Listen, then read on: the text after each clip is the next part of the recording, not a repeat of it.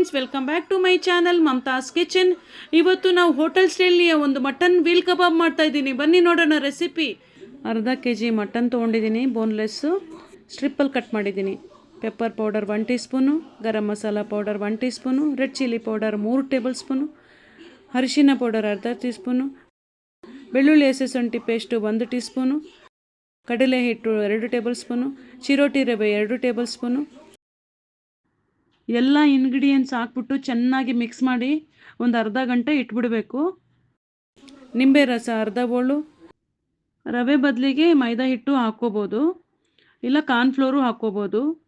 ಬೇಕಂದರೆ ಒಂದು ಮೊಟ್ಟೆನೂ ಹಾಕ್ಕೋಬೋದು, ಅದು ನಿಮ್ಮ choice. Kasuri methi 1 tea spoon. ಇದರಲ್ಲಿ ನಾನು ಕಲರ್ ಏನೂ ಹಾಕ್ಕೊಂಡಿಲ್ಲ, ಕಾರ್ನ್ಫ್ಲೋರು ಏನೂ ಹಾಕ್ಕೊಂಡಿಲ್ಲ, ಅಷ್ಟು ಹೆಲ್ತ್ಗೆ ಒಳ್ಳೇದಲ್ಲ ಅಂದ್ಬಿಟ್ಟು ನಾನು ಕಲರು ಹಾಕಿಲ್ಲ, ಕಾರ್ನ್ಫ್ಲೋರು ಹಾಕ್ಕೊಂಡಿಲ್ಲ. ನೀವು ಬೇಕಂದರೆ ಮೊಟ್ಟೆ ಹಾಕ್ಕೋಬೋದು.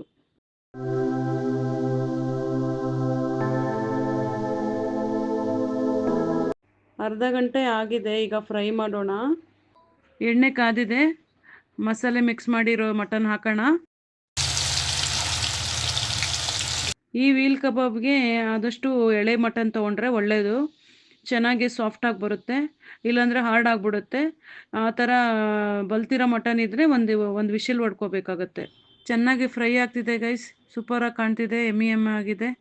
ನೀವೊಂದ್ಸಲ ಟ್ರೈ ಮಾಡಿ, ಸೂಪರಾಗಿರುತ್ತೆ. ಮಟನ್ನು ಚಿಕನು ತಿಂದೇ ಇರೋರು ಆಲೂಗಡ್ಡೆ ಹಾಕ್ಬೋದು, ಮತ್ತು ಮಶ್ರೂಮ್ ಹಾಕ್ಬೋದು, ಇಲ್ಲಾಂದರೆ ಪನ್ನೀರು ಹಾಕ್ಬೋದು, ಚೆನ್ನಾಗಿರುತ್ತೆ.